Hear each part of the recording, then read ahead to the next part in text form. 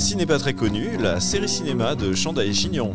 Ciné pas très connu. C'est quoi le jeu de mots? C'est pourquoi ciné pas très connu? C'est une série sur le cinéma pas connu. Cinéma, Chanda et Chignon. Chanda et Chignon. Dans cet épisode, Iris, bibliothécaire, évoque la vie et l'œuvre de l'acteur et réalisateur américain Buster Keaton. And Houdini says that was sure a buster, meaning a fall. Artiste incontestable et légende du burlesque, je vous invite à rencontrer le cinéaste américain Buster Keaton. Né le 4 octobre 1895 à Piqua, dans le Kansas, Joseph de son vrai nom est l'aîné d'une famille d'artistes du music hall. La légende raconte qu'à l'âge de 6 mois, il dévale un escalier sur les fesses devant les yeux ébahis du célèbre magicien Harry Houdini. L'ami de la famille Keaton se serait alors écrié « What a Buster !» que l'on pourrait traduire par « Quel casse-cou !»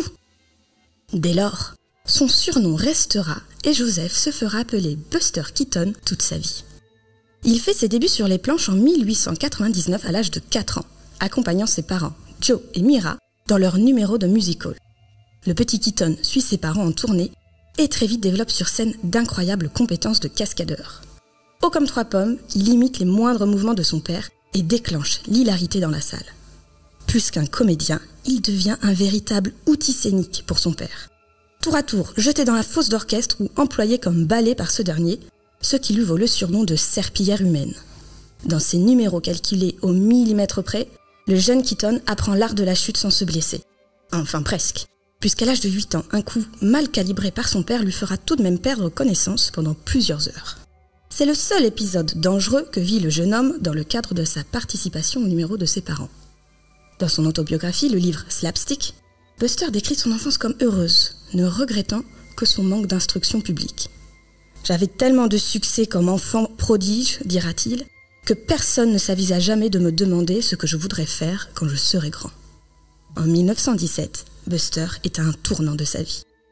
Son ami Roscoe Arbuckle, cinéaste du burlesque célèbre pour ses interprétations du personnage de Fatty, lui propose de jouer un rôle dans un de ses courts-métrages, Fatty, garçon boucher.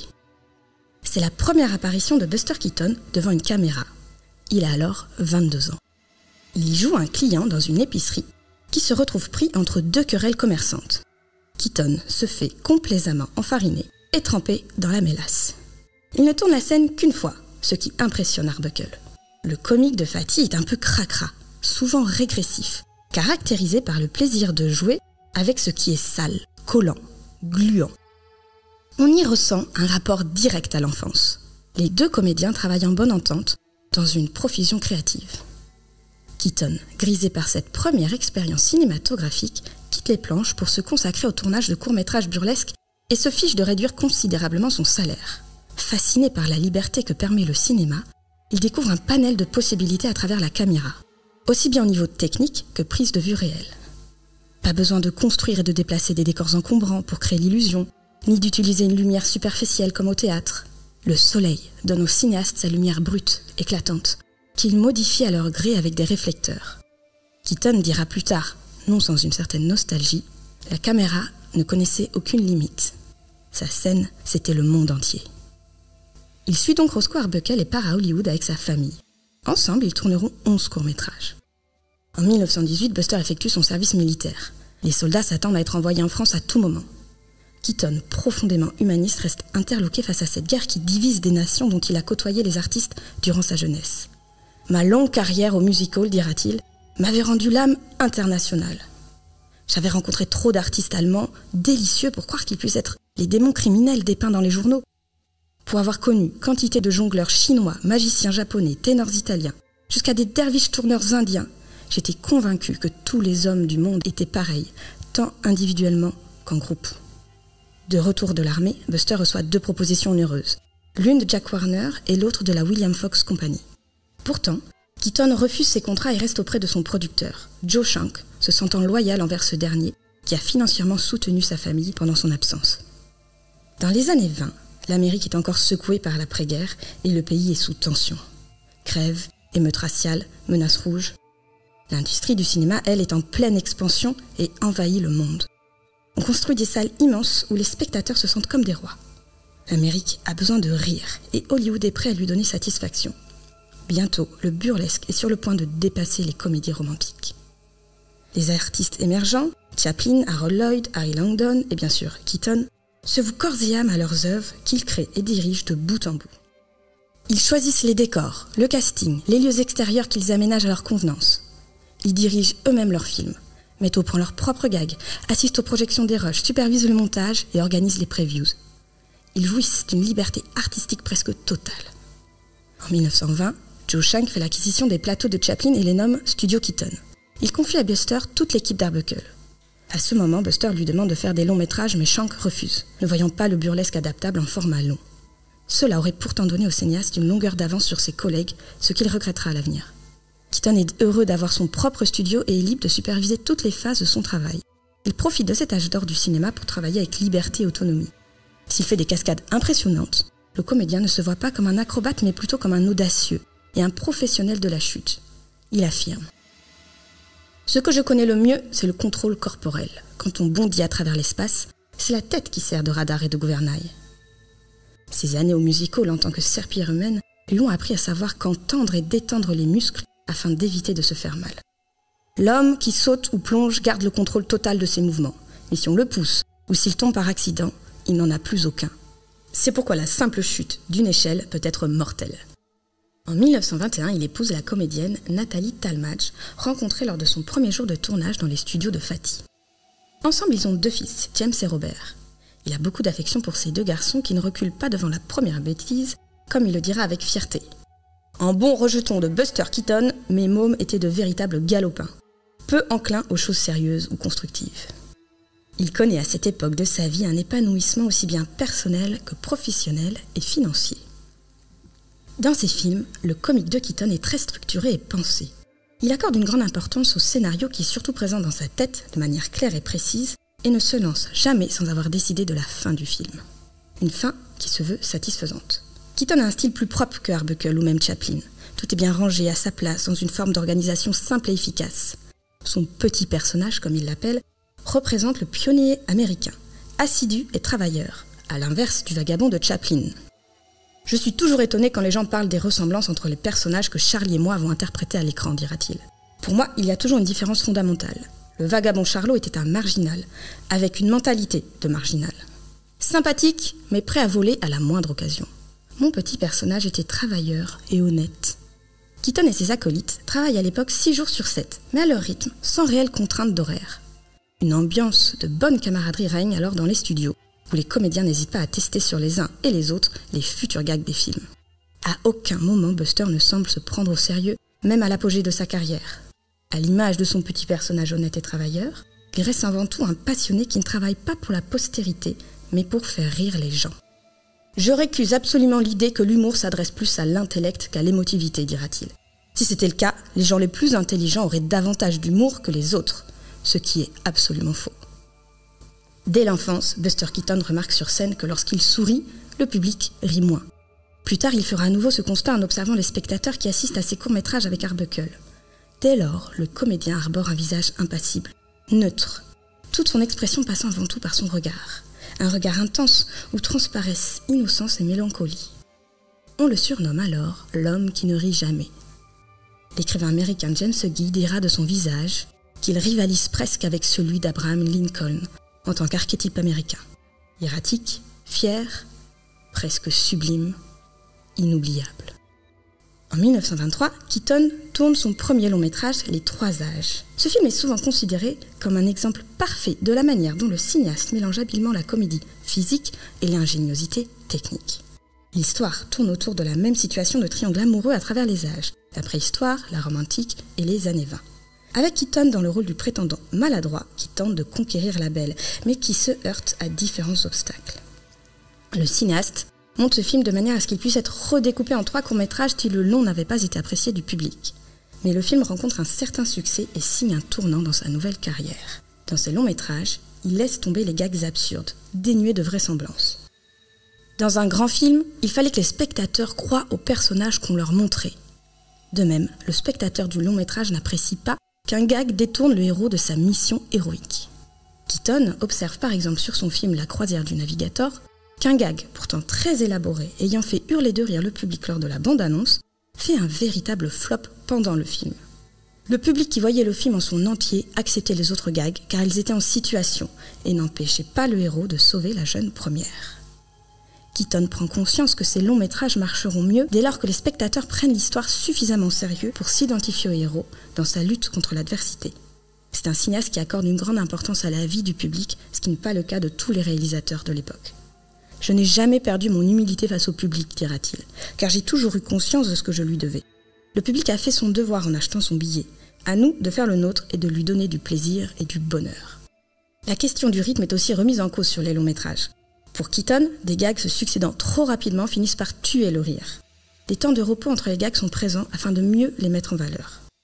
À travers ces longs métrages, Keaton développe un peu plus son audace et ses prouesses techniques. Dans Cadet d'eau douce, il exécute une des scènes les plus impressionnantes de sa carrière.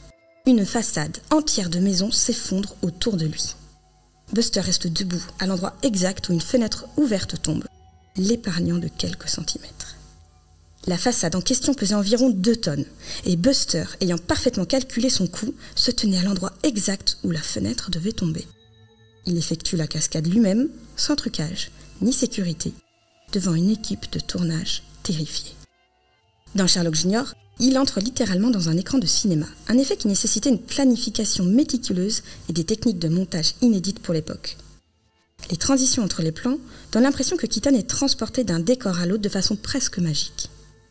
Le cinéaste, qui n'engage jamais de doublure, ne connaîtra pas d'accident grave, mais se blessera tout de même à plusieurs reprises. Lors du tournage de Sherlock Jr., par exemple, l'acteur est frappé par un jet d'eau et projeté au sol. Et bien qu'il ait continué à tourner la scène, il découvrira des années plus tard qu'il s'était fracturé un os du cou. D'autres blessures surviendront. Une côte fêlée sur le tournage de Our Hospitality en sautant dans une rivière, ou encore un doigt légèrement écrasé puis en partie amputé sur le tournage de Frigo à l'Electric Hotel. À chaque fois, Keaton semble garder une grande concentration et ne fait pas cas de ces accidents. En 1926, il réalise ce qui sera un de ses plus grands défis cinématographiques, le mécano de la Générale. En pleine guerre de sécession, Johnny Gray, un mécanicien ferroviaire rejeté par l'armée et méprisé par sa fiancée, prouve son courage en poursuivant seul un train volé par des espions nordistes pour sauver à la fois sa bien-aimée et sa précieuse locomotive. Une fois parvenu à récupérer la dite locomotive, le personnage de Keaton est à son tour poursuivi par les nordistes en question. Le film est très structuré, monté dans un effet miroir. Presque chaque situation ou gag dans la première partie du film trouve un écho dans la seconde. Keaton joue avec cette locomotive et toutes les possibilités qu'elle peut lui apporter. Il saute d'un wagon à l'autre, grimpe sur les essieux et manipule des rails, le tout sur une locomotive lancée à pleine vitesse. Tout est calculé au millimètre près dans une grande précision géométrique et une maîtrise totale de la part de Keaton. Mais si le cinéaste connaît un succès certain à cette époque, la carrière de Buster est pourtant sur le point de basculer. Ce n'est pas très connu. La série cinéma de Chandaille et Chignon. L'année 1928 marque un tournant décisif dans la vie de Buster Keaton, qui commet ce qu'il qualifiera lui-même plus tard comme étant la plus grosse erreur de sa vie. Joe Shank le convainc de renoncer à ses propres studios pour aller vendre ses services à la Metro-Goldwyn-Mayer. Ce studio en plein essor compte déjà à son actif un grand nombre de stars, et Keaton, bien que récalcitrant, se laisse finalement convaincre. Dès le début, je n'aimais pas l'idée de passer à la MGM. Il me semblait que je serais perdu au sein d'une structure aussi énorme. Je demandais son avis à Chaplin qui me dit « Ne les laisse pas te bouffer, Buster. Ce n'est pas qu'ils aient de mauvais éléments, ils possèdent tous les meilleurs du pays. Mais il y en a trop, et tous voudront mettre leur grain de sel dans tes films, comme plusieurs chefs dans la même cuisine. » Mais Joe Shank, avec qui Buster travaille étroitement depuis tellement d'années, finit de convaincre l'acteur. Il lui assure que c'est là son meilleur intérêt, qu'il n'y a aucun risque pour lui de perdre sa liberté artistique, qu'il travaillera avec Nick, son frère, et que ce sera exactement comme s'il travaillait avec lui. À la fin, dit Keaton, je passais la main. Joe n'avait encore jamais tenté de m'influencer jusque-là. Et je crois qu'il pensait sincèrement agir pour mon bien. Mais j'étais stupide de me laisser entraîner dans une aventure qui me rebutait instinctivement. Naturellement, ça devait tourner très mal. Et je le répète, ce fut la plus grosse bêtise de ma carrière. Dès lors, c'est le désenchantement pour Buster, qui doit sans arrêt faire des concessions et rendre des comptes. Du jour au lendemain, sa liberté créative est sérieusement endiguée. Il sollicite son équipe habituelle, mais ces derniers sont déjà bloqués sur d'autres tournages de la MGM. Toute cette équipe, composée de talents formés par Keaton lui-même, se voit voler au profit d'autres tournages du studio, ce qui bloque sérieusement le cinéaste dans l'élaboration de ses films. La MGM lui avait pourtant affirmé qu'il travaillerait avec son équipe initiale. Au lieu de cela, il aura affaire à différents techniciens pour chaque tournage et n'aura jamais le droit de créer une nouvelle team. Ils ne m'accordèrent jamais une équipe permanente. Cela aurait amoindri leur contrôle et leur puissance. En réalité, s'ils m'avaient cédé, toutes les stars du studio auraient elles aussi exigé leur propre équipe. Telle était la raison profonde. Diviser pour mieux régner. De plus, la MGM connaît peu le burlesque et cherche avant tout une norme de fabrication. Le burlesque, dira Keaton, a bien une formule, mais elle est difficilement compréhensible par tout autre que ses créateurs. La surprise en est l'élément principal. L'insolite, notre but, et l'originalité, notre idéal. Ainsi, la liberté créative, la joyeuse frénésie, l'hystérie inventive et les improvisations saugrenues qui rendent ces films passionnants sont entravées par cette industrie écrasante. Le cinéaste se voit progressivement dépossédé de sa liberté artistique. Peu à peu, Keaton glisse sur une pente inéluctable pour devenir une des premières victimes du show-business hollywoodien, parmi tant d'autres. En parallèle, le cinéma est lui aussi à un tournant décisif avec l'arrivée du parlant. En 1927, les spectateurs entendent pour la première fois une voix au cinéma avec le chanteur de jazz. Voix trop criarde ou jeu d'acteur inadapté, du jour au lendemain, d'indétrônables vedettes du cinéma muet sont mises sur le banc de touche. Ce n'est pas le cas de Keaton, qui a une voix profonde, ayant fait ses premiers pas sur les planches, sait poser sa voix et dire ses répliques clairement. Mais les films parlants auxquels il participe lui donnent peu de dialogue, mettant en valeur son jeu muet. Lorsque Keaton parle, le jeu est juste et cohérent. Mais c'est lorsqu'il se tait que son regard, sa gestuelle et son charisme opèrent. Si certains studios ne voient dans le parlant qu'un effet de mode, la MGM ne rate pas le train en marche et met tout en œuvre pour développer ses compétences techniques. En parallèle, la vie privée de Buster est elle aussi sur le point de s'effondrer. Après quelques années de grâce entre Nathalie et lui, des tensions surviennent et Buster ne voit pas arriver le naufrage de son mariage. En 1934, sa femme le quitte avec ses enfants. L'acteur est totalement abattu et ne prend même pas d'avocat pour se défendre. Nathalie le ruine totalement. Le cinéaste n'a même plus un toit sur la tête. Il est totalement désemparé. L'acteur prévoit pourtant de remonter la pente grâce à ses films, sans envisager un instant qu'il ne puisse plus gagner aussi bien sa vie que ces dernières années. Bouleversé par son divorce, sa ruine et l'absence de ses enfants, il devient insomniaque. Pour s'endormir, il prend la mauvaise habitude de boire. Un jour, il rate une journée de tournage, ironiquement, sur le film Le Roi de la bière. La MGM passe l'éponge et l'envoie quelques jours se faire désintoxiquer. L'acteur revient en pleine forme, mais la MGM le met sur un projet qu'il n'aime pas du tout. Il tourne le film Buster Millionnaire à contre-cœur, et bien qu'il exprime son mécontentement, il doute tellement de lui-même dans ce sombre moment de sa vie qu'il n'insiste pas, et le film est un cuisant échec. Keaton continue d'utiliser l'alcool comme béquille pour faciliter son sommeil. Il passe ses week-ends ankylosé dans une consommation excessive. Un désaccord fatal survient entre lui et Louis B. Mayer. Ce dernier demande à ses stars de participer à de faux tournages devant des groupes de curieux venant visiter les studios. Keaton, pour qui cela relève de l'absurde, refuse catégoriquement. Il trouve le lundi suivant dans sa loge une lettre de licenciement. Bien que son contrat avec le studio ait encore plusieurs mois à couvrir, Buster, à nouveau, ne prend pas d'avocat pour se défendre. « Ma réaction était stupide, dira-t-il. Bien sûr que oui. Mais à l'époque, je buvais plus d'une bouteille de whisky par jour, ce qui n'augmentait pas mon intelligence et ne diminuait pas mon humiliation. » Puisque Keaton s'est mis à dos la MGM, le reste des studios tourne le dos à l'acteur. Les prochaines années s'annoncent particulièrement sombres. Écœuré par l'industrie hollywoodienne, il part au Mexique sur un coup de tête où il fait un mariage éclair et désastreux qui sera décrié dans la presse. Pendant ces années noires, de 1933 à 1935, il tourne des longs métrages au Mexique, en Angleterre et en France. Selon lui, ces films à petit budget ne sont pas de qualité. Désespéré par son alcoolisme qu'il n'arrive pas à endiguer, Buster tente à 2 reprises une désintoxication extrême, sans succès. Keaton est alors contacté par un producteur français qui lui propose un tournage à Paris. En parallèle, il tourne une série de courts-métrages pour Educational Films, puis Columbia Pictures. Cela ne lui donne pas vraiment l'occasion de redorer son image, mais il couvre ses dettes, vit chichement et se passe totalement d'alcool pendant plusieurs années. En 1939, la 20th Century Fox tourne Hollywood Cavalcade, qui évoque le burlesque à la grande période du muet. En plus d'avoir un petit rôle dans le film, Keaton y est aussi conseiller technique et retrouve avec plaisir l'art de jeter des tartes à la crème. Après ces années noires, enfin, la roue tourne et Buster connaît un nouvel Éden. Nous sommes en 1940 et il a 45 ans. Tant d'événements heureux se produisirent pour moi en 1940 que je considère désormais cette année comme celle de mon nouveau départ dans la vie. Ce qui remplit Buster Keaton de bonheur, c'est avant tout son mariage avec la danseuse Eleanor Norris. La jeune femme de 23 ans, sa cadette, restera le plus grand amour de Buster et vivra à ses côtés jusqu'à sa mort.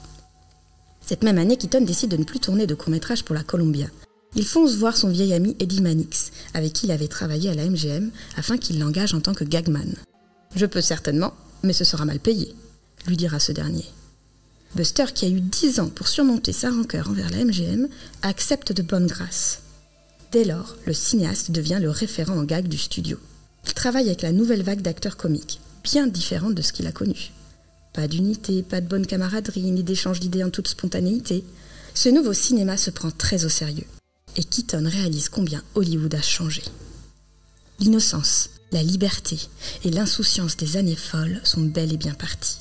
Éternel optimiste, il réalise quelle chance il a eu, lui, de connaître le cinéma dans sa forme la plus pure, libre et créative. Keaton n'est plus au devant de la scène, mais prend un certain plaisir à agir dans l'ombre. Il devient une véritable référence pour les professionnels du cinéma, qui le sollicitent à différents niveaux, aussi bien pour l'aspect technique des gags que pour les scénarios. En 1947, il est engagé par le célèbre cirque Medrano et fait plusieurs tournées en Europe. Ce retour sur les planches face à un public qui l'acclame est un retour aux sources extrêmement libérateur et gratifiant pour le comédien. Il a le plaisir de partager la scène avec sa femme, formant un duo comique parfaitement complémentaire. En parallèle, il joue dans des émissions de télévision aux États-Unis et en Angleterre et crée le Buster Keaton Comedy Show en 1949. Dans les années 50, Keaton bénéficie d'une reconnaissance mondiale renouvelée.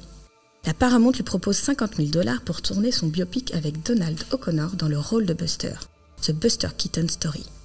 Le film sort en 1957 et le studio envoie Keaton faire le tour du monde pour en faire la promotion. De retour aux États-Unis et grâce à l'argent du film, Eleanor et Buster achètent la maison de leurs rêves. Une ferme avec un parc dans lequel ils construisent potager, poulailler, ainsi qu'un chemin de fer miniature dont le train a pour fonction d'apporter les boissons aux invités. Ils y coulent des jours paisibles et Buster a plaisir à inviter ses enfants et ses petits-enfants.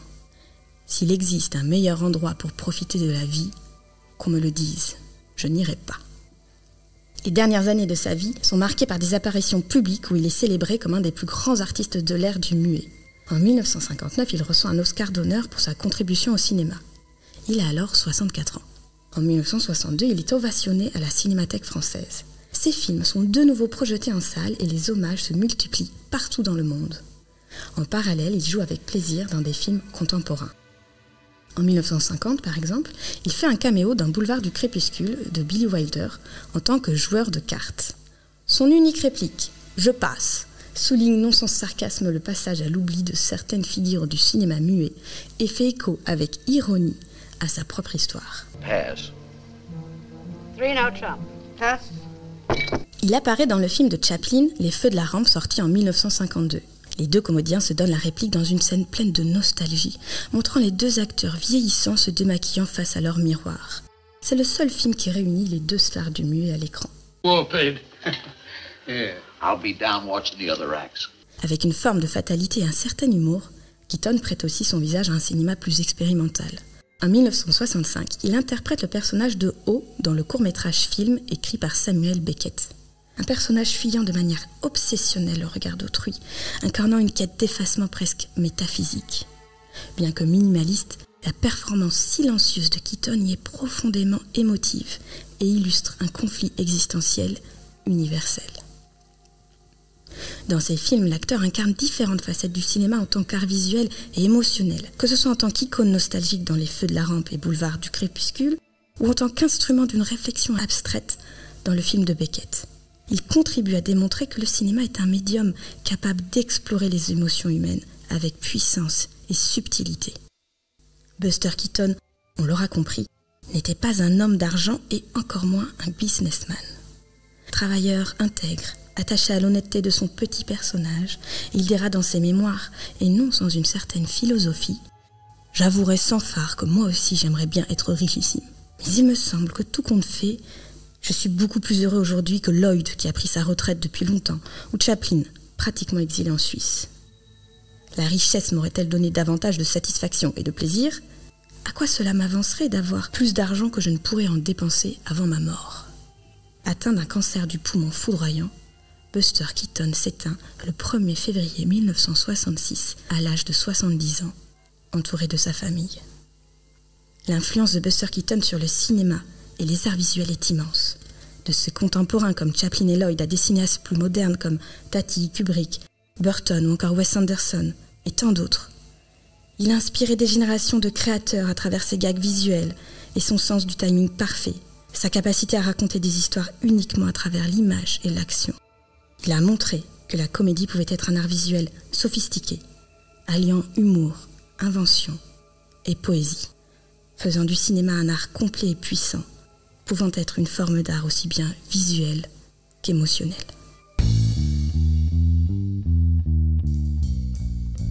Semez vos envies et cultivez votre curiosité en attendant le prochain podcast des médiathèques de Saint-Médard-en-Jalles. Abonne-toi. Ciné pas très connu. La série cinéma de Chandaille et Chignon. Le podcast des médiathèques de Saint-Médard-en-Jalles.